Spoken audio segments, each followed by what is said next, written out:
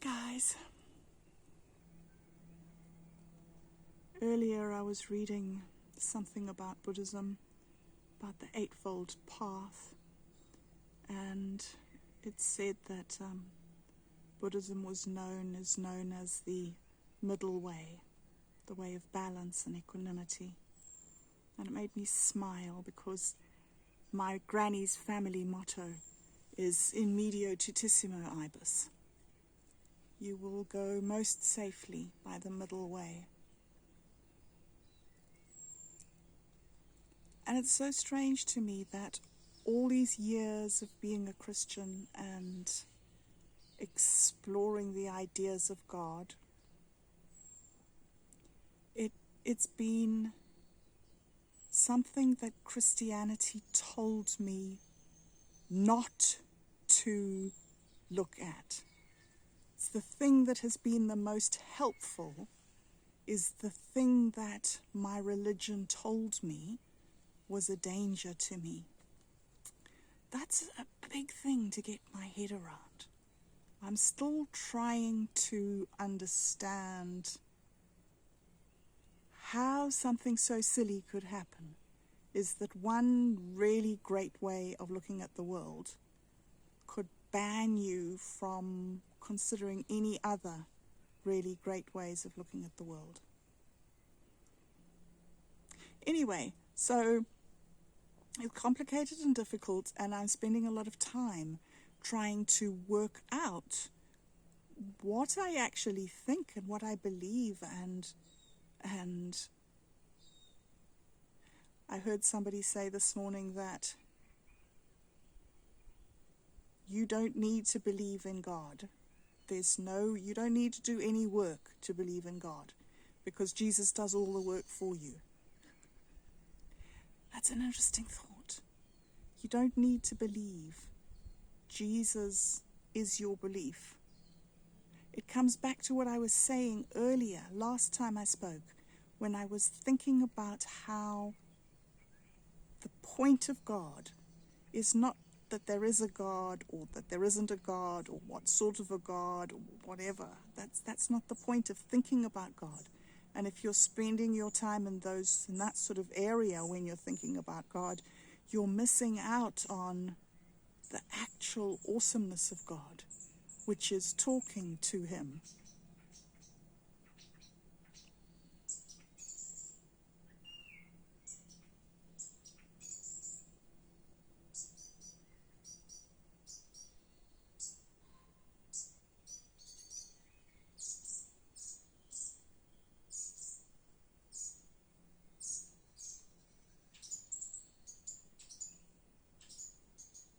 And hearing his voice at so many levels, at the level of listening to a bird, or at the level of petting a cat, or at the level of being in a deep meditative state of mind,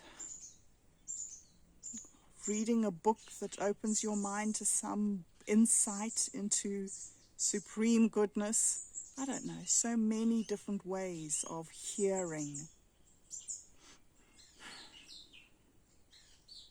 So many different ways of hearing. And in meditation, I've found this process,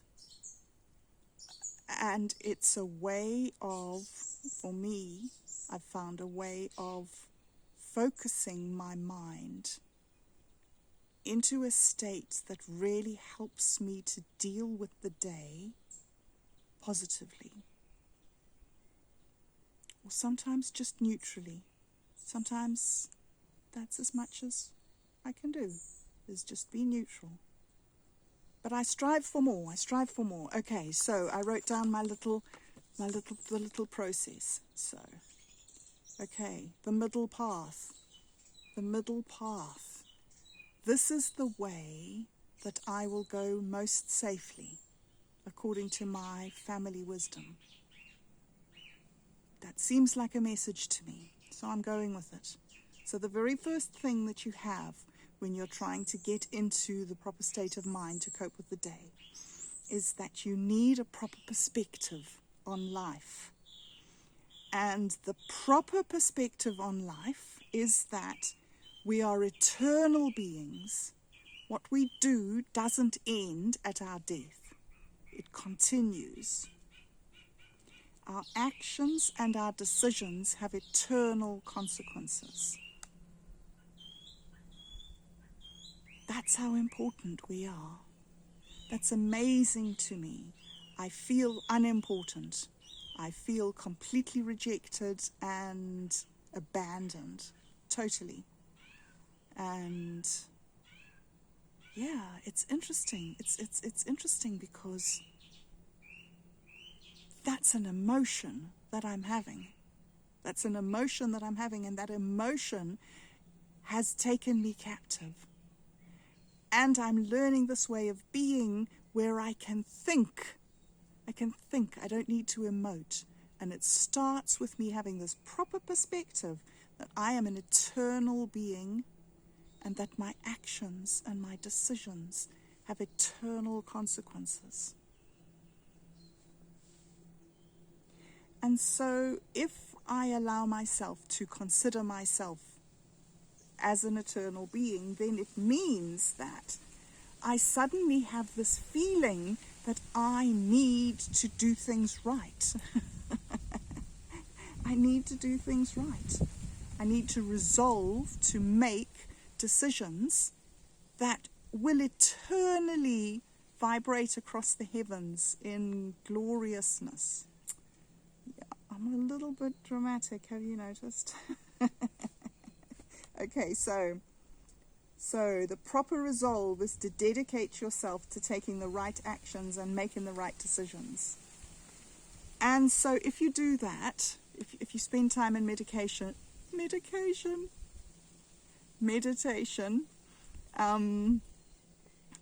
just adopting that perspective for 5 or 10 minutes, or 3 or 2, there's no time limit, then you start automatically thinking about your day and what's going to happen next.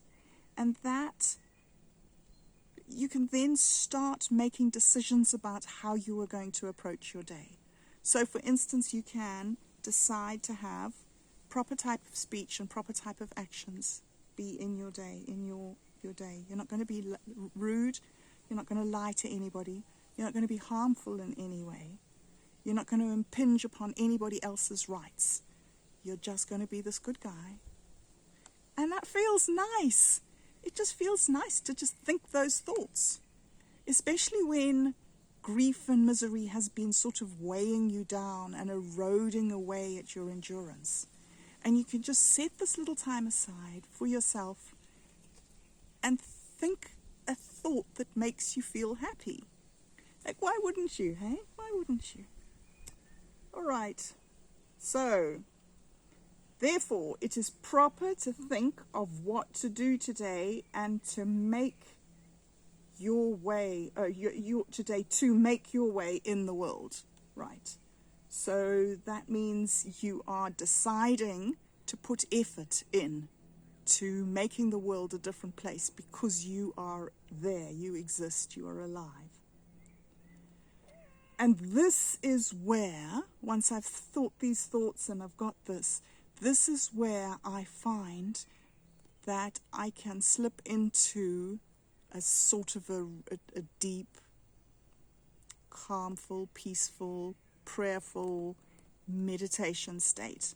And I start that by doing the mindfulness practice that, I'm sure we've talked about before, the looking around the room and taking in your environment and naming 5 things you can see, closing your eyes, listening to what's happening around you, like the kitty trying to get your attention. Have I talked too much, Reg? Hey? He's a funny old boy. Look at him. There he is. Look. He's come to get me. All right then, we've done this talking. Let's go home. Okay, so let me finish off. So you look around and you focus yourself in your environment and where you are. You name 5 things. You close your eyes. You listen. Name 5 sounds. You become aware of your body and the interface of your skin with the room And then you pay attention to your breathing. And you do a deep breath in and a deep breath out. See how many breaths you can do before your mind wanders off. When you found your mind wanders off, bring yourself back to your breath.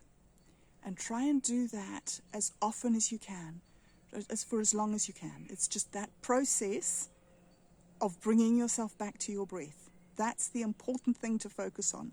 Every time your thought ends and suddenly you're like, oh, I was thinking, like, okay, breathe. And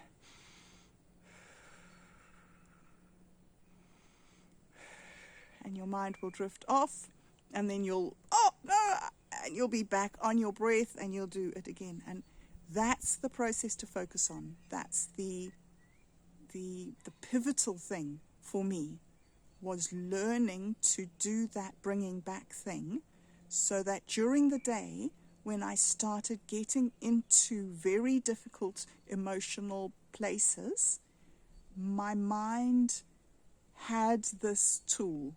It had practiced coming back. And it had practiced coming back to a gentle breathing, not a panicky, overwhelmed breathing. So, yeah, okay. So, yeah, the other day when I was doing the video, I just said, sometimes when I meditate, I get into the presence of God. And I think part of what I was meaning was that gentle acceptance of myself, of returning myself to my breath over and over and over again, is a very restorative and helpful, wholesome, beneficial state of mind. And it sets me in good stead. It helps me focus and concentrate on the things that I need to try and get done. And then I usually run out of steam and I don't get very far, but I get further than I would have done if I hadn't been giving it a go, So, yeah. All right, well, I wanted to say that. And I think that I must take this cat home. Okay, well, thank you very much for joining me again. And I will see you again next time. Hope you have a good week. I hope it's good for you. And I hope you find some moments that you can spend some time being calm. Okay, see you. Bye.